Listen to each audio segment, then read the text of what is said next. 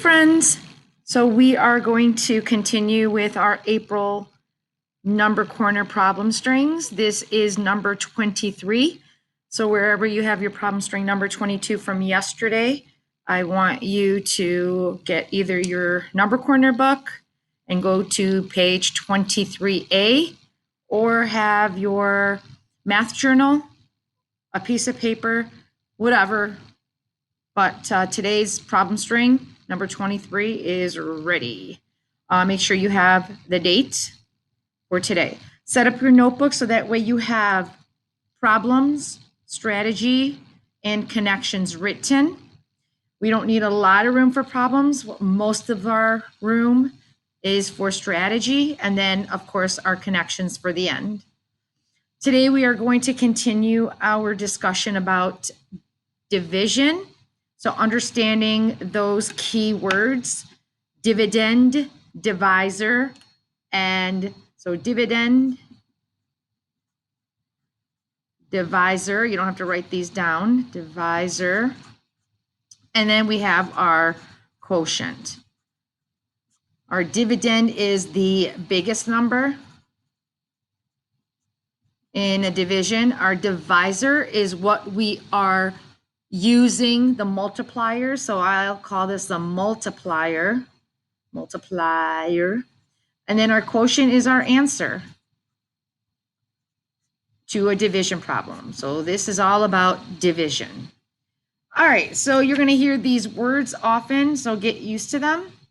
I kind of put them here for you so that way you could recognize them in your problem. So right now our first problem is 36 divided by 4 equals. Well, I labeled 36 as a dividend, 4 as a divisor, and then the answer, which we're not sure about yet, is the quotient. We notice the dividend is in the center, the divisor is at the side, and then your quotient is at the top. But if we had this as the 9, this could be our dividend, or this could be our divisor, and that could be our quotient. So either one, if it's blank, would be our quotient. So here we notice the equation 36 divided by 4 equals 9, because we know 9 times 4 is 36. But what happens when we double the divisor? Well, of course, the area is also going to double. So this dividend is now 72 instead of the 36 that we started with. So 72 divided by 4 equals 9. When the dividend doubles, the divisor stays the same, the quotient also stays the same, and we see that right here. We notice that the dividend got doubled.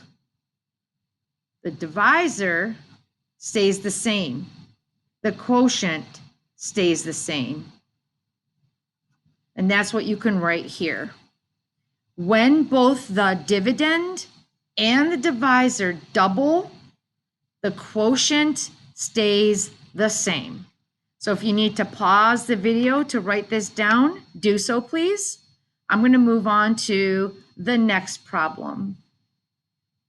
The next problem is 48 divided by 6.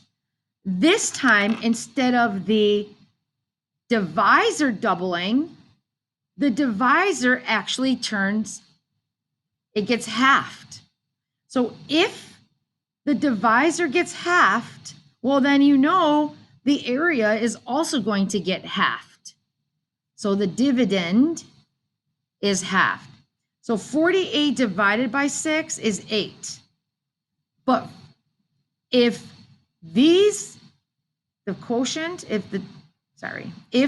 divisor gets halved, the dividend is halved, the quotient stays the same because it's still this area. Boom, boom. So 48 got halved to 24. 6 got halved to 3. The quotient stayed the same. When both things happen, the same thing happens to both. So When the dividend is halved and the divisor is also halved, the quotient stays the same. So if you need to pause the video so that way you can copy everything down, please do so. It's important that you have these strategies in place. The third strategy for division, when you're looking at the dividend, divisor, and quotient, is this one. 48 divided by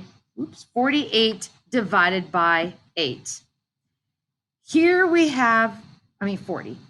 40 divided by 8. Here we have the divisor being 8, the dividend being at 40, so the quotient is 5.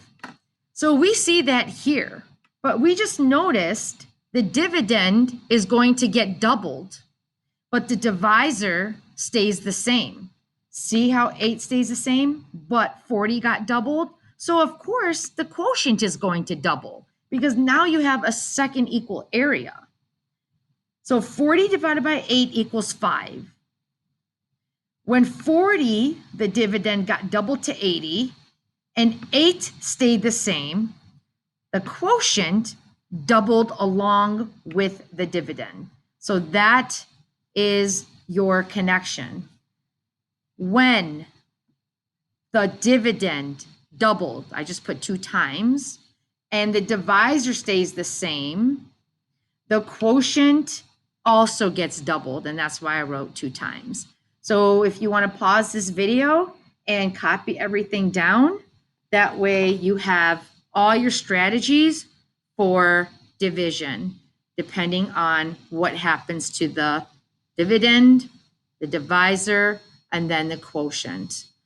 That's basically all I have for you today. Until next week, we will have problem string number 24.